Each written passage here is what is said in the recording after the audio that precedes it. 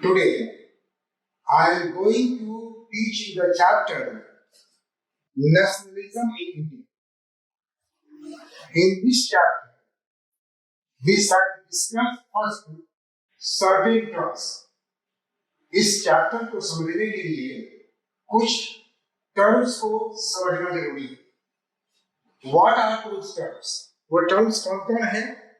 पहला है nation state, दूसरा है नेशन, तीसरा है नेशनलिज्म और चौथा है मॉडर्न स्टेट। अब सबसे पहले हम पहला टर्म को समझेंगे, वो है नेशन स्टेट। नेशन स्टेट से आप क्या समझते हैं? नेशन स्टेट वास्तव में कंट्री होता है, देश, और देश के चार फीचर्स होते हैं। पहला गवर्नमेंट होगा, दूसरा डिफाइंड टेरिटरी होगा, तीसरा पॉपुलेशन होगा और चौथा सॉवरेनिटी। अब ये चार शब्द को पहले समझिए। देश में किसी कंट्री जो है उसमें चार फीचर्स होते हैं। एक सरकार है, दूसरा क्या होगा, टेरिटरी डिफाइन होगा। जैसे भारत एक नेशन स्टेट, इसमें क्या है, टेरिटरी जो है डिफाइंड है। जैसे रेड क्लिफ लाइन जो है वो पाकिस्तान से है, मैकमोहन लाइन जो है वो चाइना से है, तो एक टेरिटरी जो है डिफाइंड। तीसरा जो है पॉपुलेशन, यानी कि लोग यहां रहेंगे, और चौथी चीज जो है, चौथा फीचर जो है वो है सॉवरेनिटी। सॉवरेनिटी समझते हैं क्या है? इसको हिंदी में कहते हैं सार्वभौमिकता। सार्वभौमिकता का मतलब क्या है कि no any country will interfere in the internal and external matters of your country.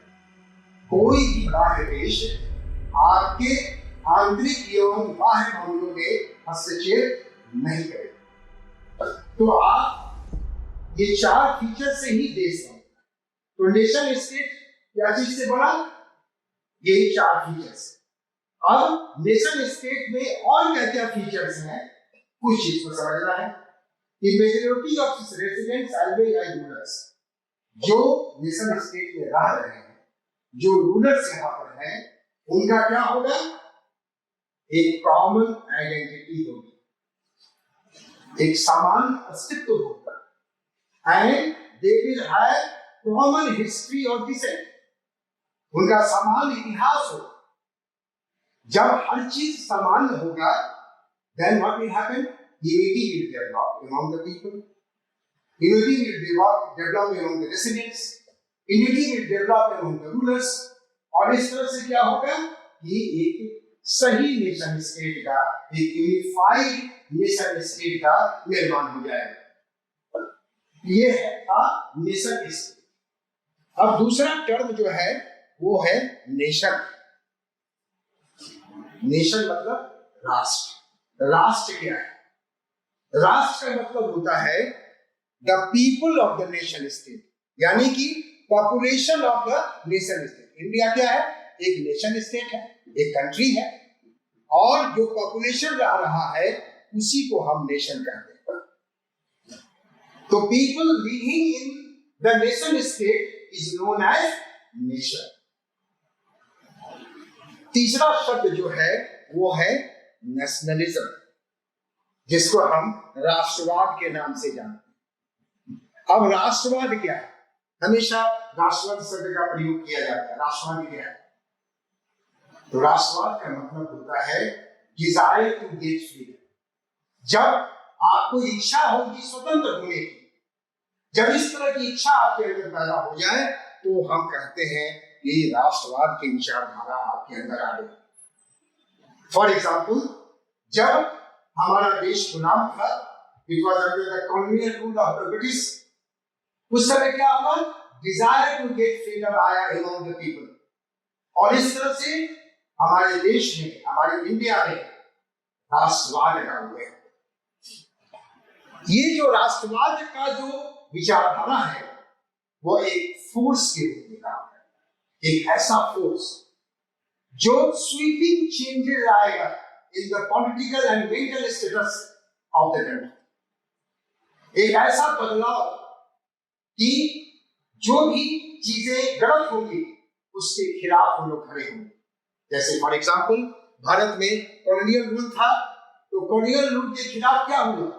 सब लोग as a force they attacked on the colonial rule and we got the freedom. तो इस तरह से राष्ट्रवाद का अर्थ हम समझ गए।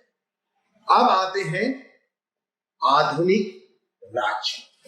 आज किस तरह का राज्य है? आधुनिक राज्य। आधुनिक राज्य में क्या होगा?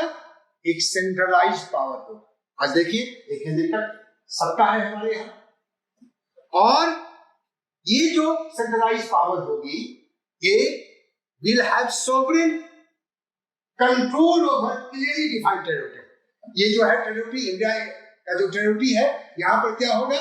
सोवरेन कंट्रोल होगा। अभी आपको मैंने बताया कि संभाविकता क्या है कि no country will interfere in your internal and external। तो केंद्रीय सरकार जो होगी उस सरकार पर कोई बाह्य देश हस्तक्षेप नहीं करेगा। जब इस तरह का राज्य स्थापित होता है उसे हम आधुनिक राज्य के नाम से जानते हैं।